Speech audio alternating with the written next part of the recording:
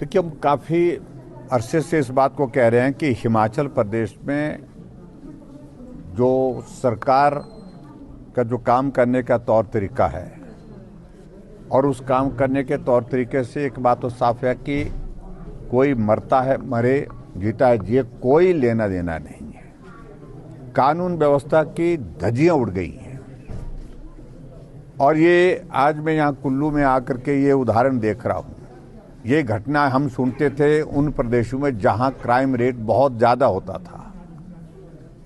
हम यूपी में सुनते थे, बिहार में सुनते थे, दूसरे राज्यों में सुनते थे इस प्रकार की घटनाएं कि ज़मीन के विवाद में इस प्रकार का जो है वो कोई मसला जो है वो देखने को या सुनने को मिलता था। अब यहाँ जहाँ पटवारी को, कानगो को आदेश हुआ था तहसीलदार की ओर से डिमार्केशन के लिए, डिमार्केशन करने के लिए वहाँ पर जिस आदेश के मुताबिक वहाँ पर साइट पर गए और एक नेता सत्ता पक्ष का पहले तो जब समन दिया गया बताया कि उस वक्त ही उनको ही धमकी दी जो कोई डेली वेजेस पर था या आउटसोर्स पर था, जो लड़का जिसने समन उनको सप्लाई किया उसको भी धमकी दी। और उसके बाद जब मौके पर गए तो पहले कानगो की पिटाई की और उसके बाद फिर पटवारी जब उनको बचाने के लिए गया है तो उनके ऊपर जानलेवा हमला किया है। ये मैं कह सकता हूँ ये जानलेवा हमला है। सिर पर चोटें हैं, गंभीर चोटें हैं, टांगों में चोटें हैं, बाजू में चोटें हैं। और ये सब जो है संरक्षण प्राप्त सरकार के जो वर्तमान हिमाचल प्रदेश में जो सत्ता है उसके नेता हैं। और मुझे जो बताया गया कि वो ब्लॉक समिति के चेयरमैन हैं। अब मुझे मालूम नहीं, मैं अभी तक पुलिस के अधिकारियों से इस बारे में बात करूंगा। डिप्टी कमिश्नर मेरे को चलते चलते मिले थे लेकिन ज़्यादा मेरी बात उनसे हुई नहीं। अब एफआईआर दर्ज की गई है कि नहीं की गई है? अगर दर्ज की गई है तो सेक्शन क्या लगाए गए हैं उसमें? कहीं ऐसा तो नहीं है प्रयास की इस मामले को रफा दफा करने की कोशिश की जाए? ये गंभीर है अपने आप में। और ऐसे में निश्चित रूप से हमारा तो ये मानना है कि अटेम्प्ट टू मर्डर की सेक्शन इस पर जो है वो अप्लाई होनी चाहिए, लगनी चाहिए। इसलिए लगनी चाहिए क्योंकि सिर पे चोटें लगी है। और जिस प्रकार से बताया कि जो शटरिंग के वहाँ पर जो लकड़ियाँ पड़ी थी उनसे पिटाई की है, उनसे मारपीट की है।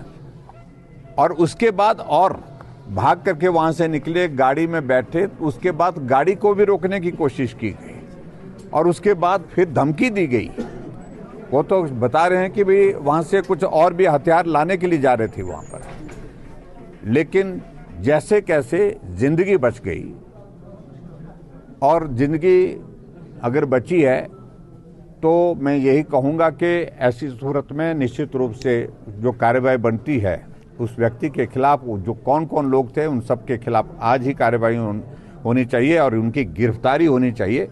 और गिरफ्तारी के बाद जो है कानून के मुताबिक उनको सज़ा मिलनी चाहिए। ये मैं बड़ा साफ कहना है। और अभी मुझे कानगो की जो इनकी जो स्टेट की जो एसोसिएशन है उसके प्रतिनिधि भी मिले थे। वो भी कह रहे हैं कि हमारा भी एतराज़ है, हम भी काम रोकेंगे, हम भी काम कल से आज से ही रोक दिया है।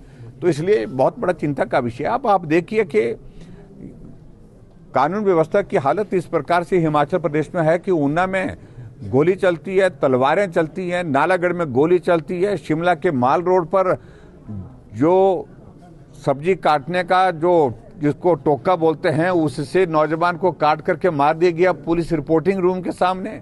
शिमला के बीसीएस से 3 बच्चों को अगवा करके लेकर के उठा करके चले जाते हैं। ये देवभूमि हिमाचल प्रदेश में आखिरकार हो क्या रहा है?